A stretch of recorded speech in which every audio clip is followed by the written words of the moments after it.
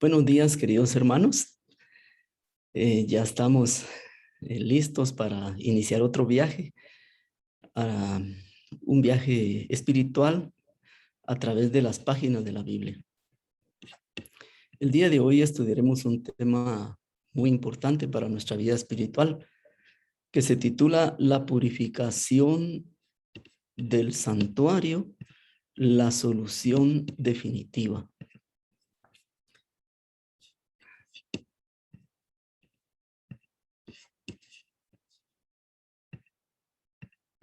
Bien.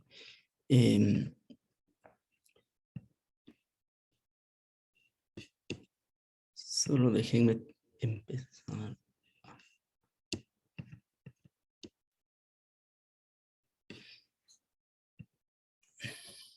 La profecía más larga de la Biblia va a ser explicada de una manera muy simple, a través de dos parábolas simples. Vamos a ver que realmente Dios no es tan complicado. Cuando quiere enseñar algo, lo hace a través de parábolas, porque es la forma más sencilla que uno puede entender. Y esta representa una profecía interesante que dice hasta 2300 tardes y mañanas. Luego el santuario será purificado.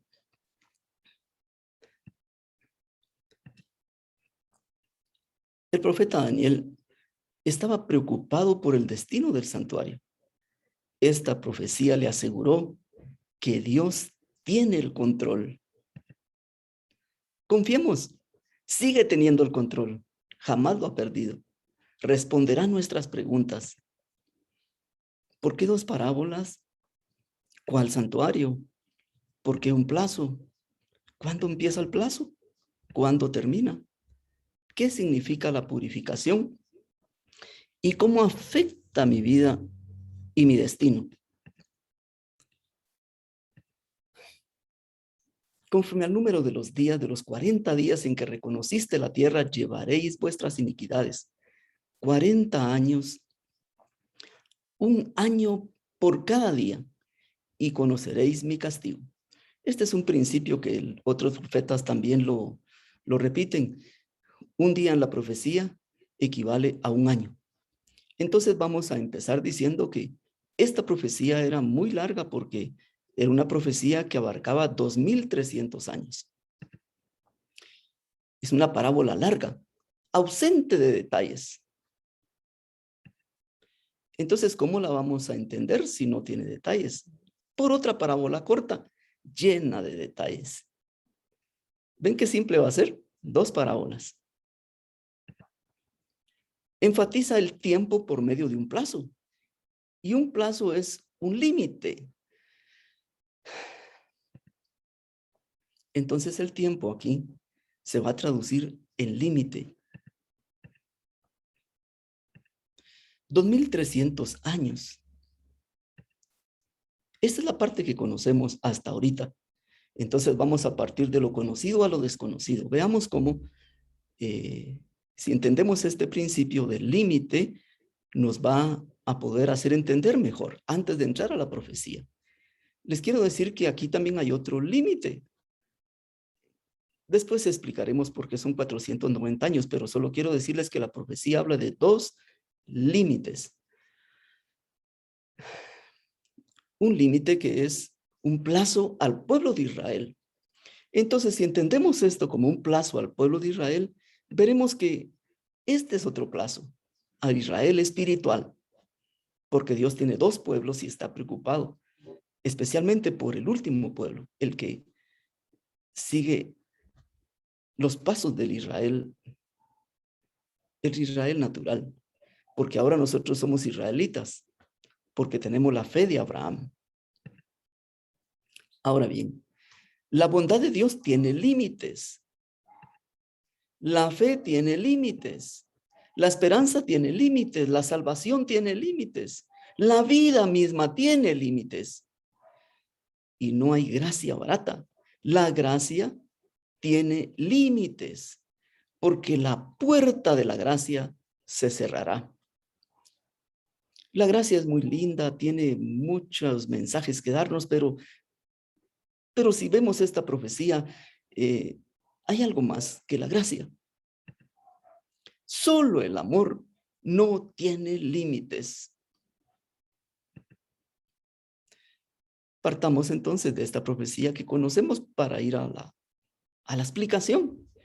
Daniel 9:23 responde: al principio de tus ruegos fue dada la orden, y yo he venido para enseñártela, porque tú eres muy amado. ¿Qué le quiere enseñar?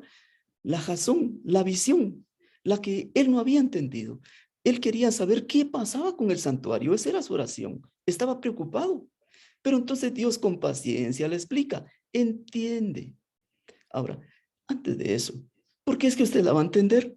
Por el mismo principio, porque Dios no cambia, porque usted es muy amado y porque las profecías no eran tanto para Daniel, pero sí para nosotros que vivimos en el último tiempo del fin. Y porque los entendidos resplandecerán, entonces no se preocupe, la va a entender, porque le dice a Daniel, entiende pues la orden y entiende la visión. 70 semanas están determinadas sobre tu pueblo y sobre tu santa ciudad. Entonces vemos que aquí entra otro límite, 70 semanas. Ya le añadimos un poquito más, ¿verdad? Ahora, ¿qué va a ocurrir en estas 70 semanas? Algunas cosas interesantes dentro de ese límite. Para terminar la prevaricación. La prevaricación más bien puede ser, y es mejor dicho, la rebelión. Entonces, ¿qué rebelión se va a terminar? La que empezó en el cielo. Porque cuando Jesús muere en la cruz, que de esto va a hablar esta profecía, dice él, vi a Satanás caer como un rayo. El último gramo de simpatía que había de los ángeles que no habían entendido el plan, ahí se terminó. Satanás cayó para siempre de sus mentes. Todo afecto se murió. Pero sigue diciendo, y poner fin al pecado. Por supuesto, sabemos que el pecado no ha terminado porque todavía siguen muriendo personas, todavía hay dolor y angustia. Pero sí va a terminar las ofrendas por el pecado. Por eso el templo se rasgó de arriba a abajo, diciendo que ya no más ofrendas, ya no más servicios aquí. Pero algo más importante, dice, y expiar la iniquidad. O sea, la iniquidad había que expiarse, había que pagar un precio. Y en ese momento en la cruz se iba a pagar. Pero algo más todavía, para traer la justicia perdurable. ¿Qué justicia es perdurable? Bueno, antes veamos la palabra primera, para traer. Quiere decir que no estaba aquí. Y esa es la necesidad más grande de todo hombre. La justicia, lo que sí tenemos y nos sobra, es pecado. Pero lo que necesitamos es justicia. Esa justicia vino del cielo. Se nos otorga como un manto sin hacer nada de nuestra parte. Está aislado en el cielo, tejido allá. Pero también esta justicia es perdurable porque no se queda solo con el manto. Todos los días Jesús nos añade a través de sus méritos la justicia necesaria para pasar cada día. Pero sigue diciendo, y sellar la visión y la profecía. Quiere decir que si esta profecía se cumple exactamente, se cumpliría la otra. Pero además añade otra cosa que iba a pasar aquí en las 70 semanas, ungir al santo de los santos. Entonces vemos que no solo iba a haber una justicia imputada, sino también una impartida, porque a través del ungimiento de Jesús que ocurriría en este plazo, se abre el santuario celestial del cielo, porque cuando llega Jesús allá es ungido para iniciar este ministerio, aunque también es ungido en la tierra para empezar su ministerio terrenal, pero el ministerio celestial necesitaba un ungimiento. Y ese ungimiento del santo de los santos, así se le llamaba al lugar santísimo, también se puede aplicar a Jesús, porque Él es el santo de los santos. Entonces vemos que esta profecía nos va a ayudar a entender la otra, porque si vemos aquí se cumplieron dos etapas del ministerio de Jesús.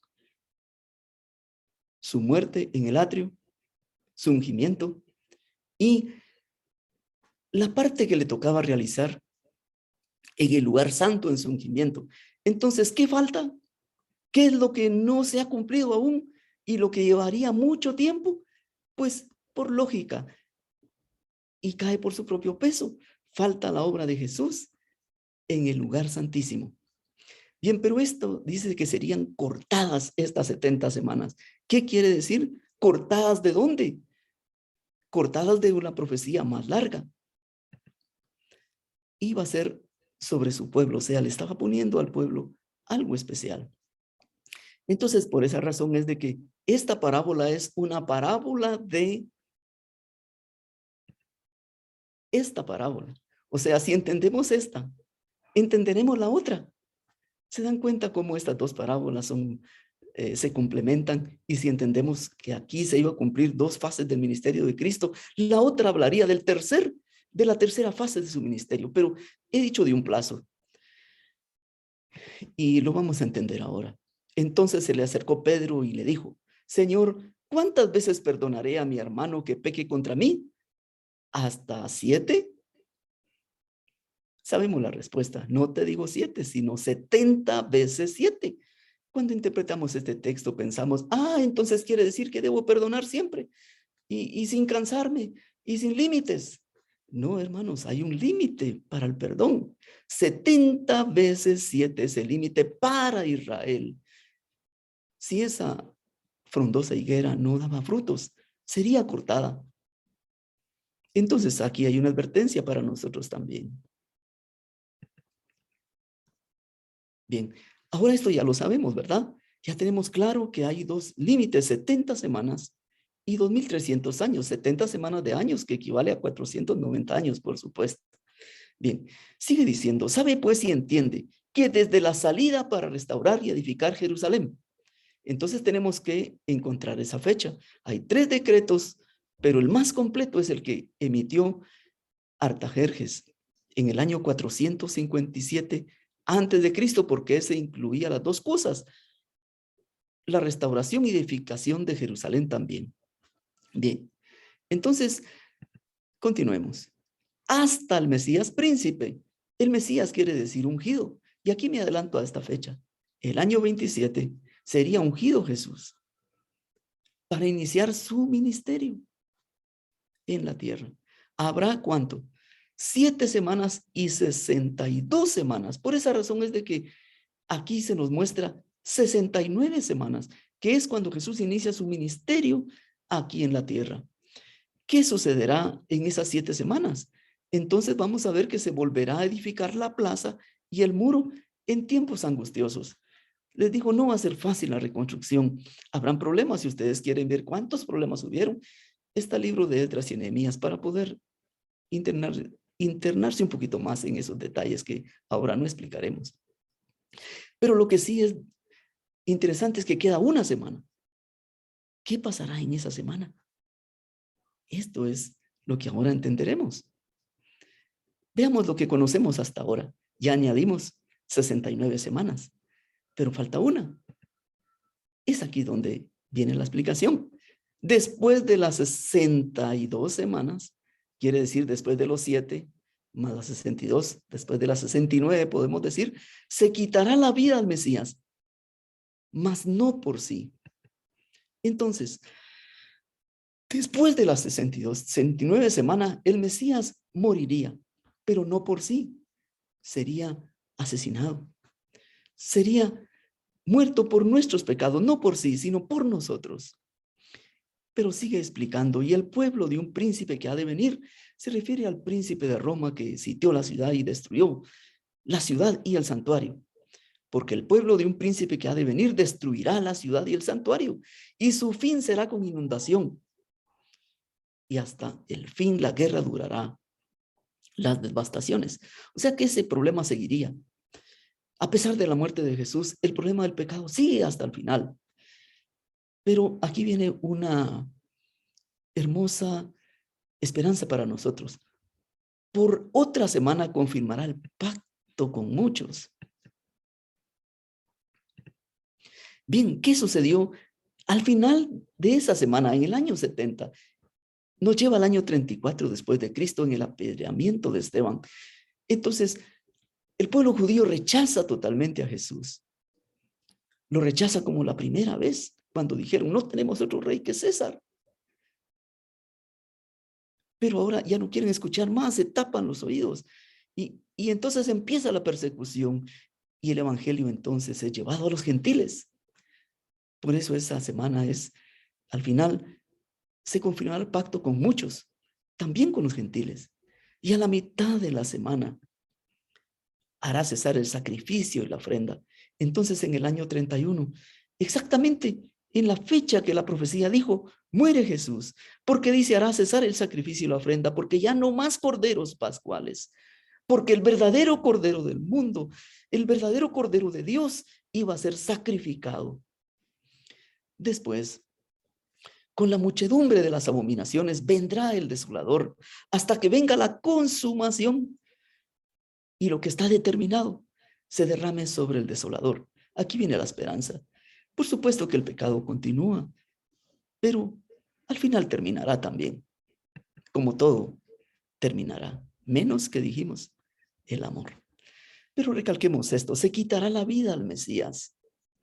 Qué interesante esta profecía, ¿verdad? Porque exactamente a la mitad de la semana hará cesar el sacrificio y la ofrenda agradable a Dios. El sacrificio agradable a Dios ya se presentó. Dios nos ama, no por el sacrificio, porque nos ama, dio el sacrificio. Bien, ahora veamos hasta dónde llevaba la profecía. 490 a 1810 años. Entonces se cumple que hasta 2300 tardes y mañanas luego el santuario será purificado. La parte que faltaba, porque ya se cumplió la parte que se oficiaba en el atrio, en el lugar santo. Pero falta la purificación del santuario. Era una obra que se hacía al día de la expiación. Por eso estamos viviendo en el día de la expiación antitípico. Pero eso se iba a cumplir partiendo del decreto de Artajerjes en el año 459, 7, y nos lleva a 1844. Es aquí donde veremos por qué razón esto sucede así y en el lugar santísimo. Porque en Apocalipsis 11 nos da una vislumbre y el templo de Dios fue abierto en el cielo y el arca de su pacto se veía en el templo. Hubo relámpagos, voces, truenos, un terremoto y grande granizo. Esa apertura del templo que se abre es porque iba a pasar Jesús del lugar santo al lugar santísimo para purificar el santuario celestial. Pero ya aprendimos aquí que los eventos del cielo nos traigan un evento en la tierra, porque estos nos preceden. Aquí en la tierra entonces nace la última iglesia, la iglesia a la cual usted y yo asistimos, porque nacimos de una profecía. Somos un pueblo profético, porque nuestra partida de nacimiento, recalco, está en el santuario celestial, porque somos ciudadanos de ese reino. Pero ¿qué pasa después? Bueno, Dios no nos deja con dudas, todo está profetizado. Y el ángel que vi en pie sobre el mar y sobre la tierra levantó su mano al cielo y juró por el que vive por los siglos de los siglos, que creó los cielos y la tierra y las cosas que están en él, y la tierra y las cosas que están en ella, y el mar y las cosas que están en él, que el tiempo no sería más. Sí, ya no más tiempo profético, terminó. Ya no hay más profecía de tiempo que explorar. Lo único que nos separa de Jesús es una tarea que nos ha encomendado, porque sabe que la podemos realizar. Esta gráfica la dejo aquí solo para ejemplificar que todas las profecías de tiempo que hay en la Biblia llegaron hasta 1844. No hay más profecías que explorar ni explicar. Esta es la última.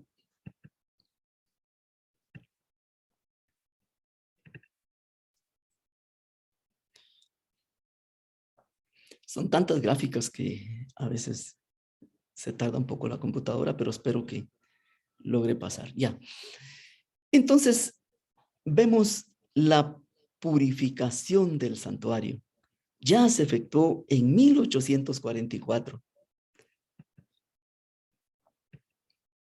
Ahora estamos en el año 2021. Ya pasaron 177 años. Y estamos cada vez más cerca del tiempo del fin. Ahora las señales que vemos a nuestro alrededor nos dicen que estamos ya de una manera casi, se podría decir, inmediata para entrar. Estos eventos serán rapidísimos. Entonces, nos preguntamos, ¿por qué estamos aquí todavía? ¿O será que usted no anhela estar en casa? ¿Verdad que sí? Todos deseamos lo mismo y aprenderemos algunas lecciones importantes.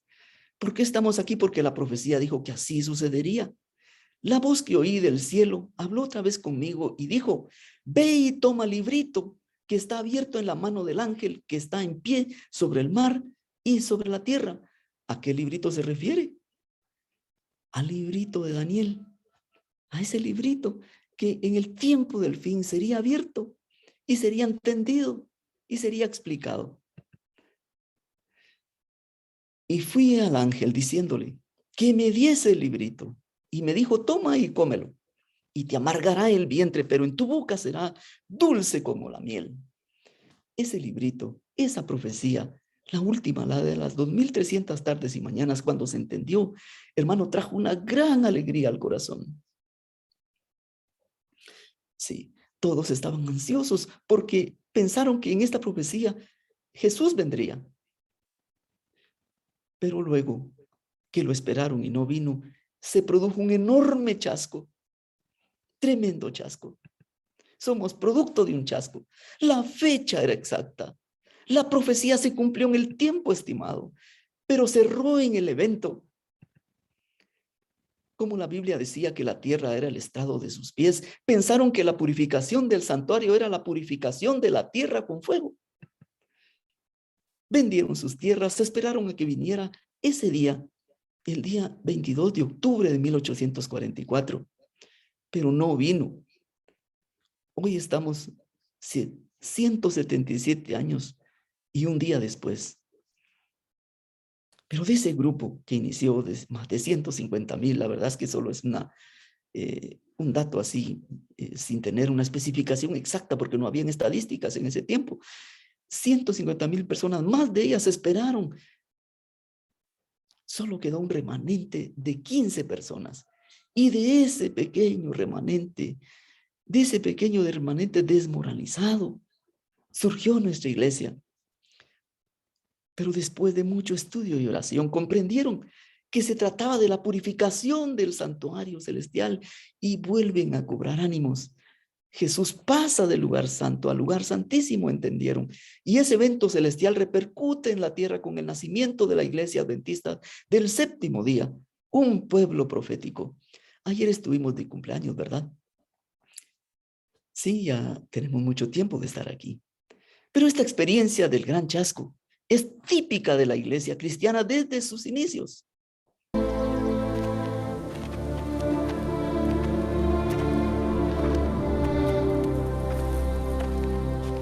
¿Qué pláticas son estas que tenéis entre vosotros mientras camináis estando tristes? ¿Eres tú el único en Jerusalén que no sabe las cosas que han acontecido en estos días? ¿Qué cosas? Concernientes a Jesús Nazareno, que fue profeta poderoso en obra y en palabra ante Dios y todo el pueblo. Y cómo le entregaron los sacerdotes y los gobernantes a sentencia de muerte y le crucificaron. Mas nosotros esperábamos que Él era el que iba a redimirnos. Y además... Bien, ¿qué sucedió aquí? Confundieron el evento también. O sea, no somos los únicos. Deseaban un Mesías triunfante sobre sus opresores y esperaban una liberación del yugo romano. No entendieron que Jesús triunfó en la cruz sobre el opresor y acusador, Satanás, y que la liberación era del yugo del pecado. Pero esta profecía fue lo que les ayudó a la iglesia chasqueada a seguir adelante. Y él me dijo, es necesario que profetices otra vez sobre muchos pueblos, naciones, lenguas y pueblos. Esto le dio el empuje necesario para decir, bueno, iba a haber un chasco, estaba profetizado, no estábamos listos, pero no nos quedaremos allí. De nuevo empezaremos con energías renovadas y nos iremos al mundo. Si los adventistas, después del gran chasco de 1844, se hubieran aferrado a su fe y hubieran ido unidos en pos de la providencia de Dios que abría el camino, y si hubieran recibido el mensaje del tercer ángel, y si lo hubieran proclamado al mundo con el poder del Espíritu Santo, habrían visto la salvación de Dios. El Señor hubiera obrado con poder mediante sus esfuerzos. La obra se habría terminado. Y Cristo habría venido para recibir a su pueblo y darle su recompensa. Pero en el periodo de duda e incertidumbre que siguió después del chasco, muchos de los creyentes del advenimiento perdieron su fe. En esta forma la obra fue estorbada y el mundo quedó en tinieblas. Si todo el cuerpo adventista se hubiera unido en torno a los mandamientos de Dios y la fe de Jesús, cuán ampliamente diferente habría sido nuestra historia. Durante 40 años, la incredulidad, la murmuración y la rebelión impidieron la entrada del antiguo Israel en la tierra de Canaán. Los mismos pecados han demorado la entrada del moderno Israel en la Canaán celestial. En ninguno de los dos casos faltaron las promesas de Dios. La incredulidad, la mundanalidad, la falta de consagración y las contiendas entre el profeso pueblo de Dios nos han mantenido en este mundo de pecado y tristeza tantos años. Dios no ha fallado. Hoy, más de 20 millones de adventistas en más de 200 países. Solo en Latinoamérica se bautizan 200,000 personas al año. Pero nacen 2 millones.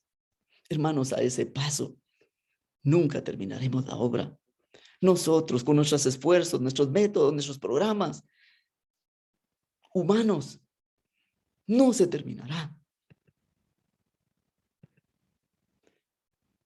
Y tristemente, después de muchos años, dijo esto: tal vez tengamos que permanecer aquí en este mundo muchos años más debido a la insubordinación. Sí, a la insubordinación del Espíritu Santo, como le sucedió a los hijos de Israel. Pero por amor de Cristo, su pueblo no debe añadir pecado sobre pecado, culpando a Dios de las consecuencias de su propia conducta. Pero hay una esperanza aquí. Podemos apresurar el día mediante la proclamación del evangelio al mundo. Está a nuestro alcance apresurar la venida de nuestro Señor. ¡Qué privilegio el nuestro! Que Dios nos abre una puerta de esperanza para irnos a casa. Es privilegio de todo cristiano, no solamente esperar, sino apresurar la venida de nuestro Señor Jesucristo. Si todos los que profesan su nombre estuvieran llevando frutos para su gloria, cuán rápidamente todo el mundo sería sembrado con la simiente del evangelio. Pronto la última cosecha sería levantada y Cristo vendría para reunir el precioso grano. Aquí está el secreto. Si estuviéramos dando frutos para su gloria. A veces pensamos, estamos dando frutos, estamos bautizando, estamos levantando iglesias. Eso no es lo que Dios nos pide. Es que el fruto depende de la naturaleza de la semilla. Si usted siembra aguacates, le dará aguacates. Si siembra una semilla de sandía, le dará sandías. Pero si usted siembra la palabra de Dios en su vida, solo tiene un fruto. Mas el fruto del Espíritu es amor, gozo, paz, benignidad, paciencia, bondad, fe, mansedumbre, templanza. Contra tales cosas no hay ley. Porque nada puede detener el crecimiento en nuestra vida de estas virtudes. Cuando Cristo a través del Espíritu Santo viene a nuestra vida, los frutos se verán y el mundo podrá observarlos. Y entonces querrán estar donde usted está. Entonces le pedirán que por favor lo lleve a esa iglesia donde ven que las personas son diferentes. Ven que Dios los prospera como árboles plantados junto a ríos de agua viva. Y entonces, cuando el carácter de Cristo sea perfectamente reproducido en su pueblo, entonces vendrá Él a reclamarlos como suyos. Es que, hermanos, si alguien es adventista, es Jesús. Él ya quiere venir, pero cuando ve hacia abajo dice, nadie me espera.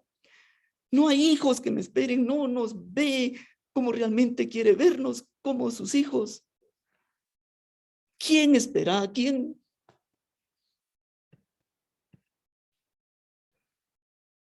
Se nos encomendó una tarea. Y Jesús se acercó y les habló diciendo: toda potestad me es dada en el cielo y en la tierra. Hermanos, todo el poder del cielo y la tierra que Jesús tuvo nos lo da a nosotros ahora. Por tanto, con ese poder, id y haced discípulos, id y discipulad a todas las naciones, bautizándolos en el nombre del Padre, del Hijo y del Espíritu Santo. Realmente el original no debiera decir así, debiera decir, por tanto, discipulad, yendo. O sea, la orden es discipular. A medida que vayáis, es un gerundio. Haz esto, bautizándolos es gerundio, enseñándoles es gerundio. No es el verbo.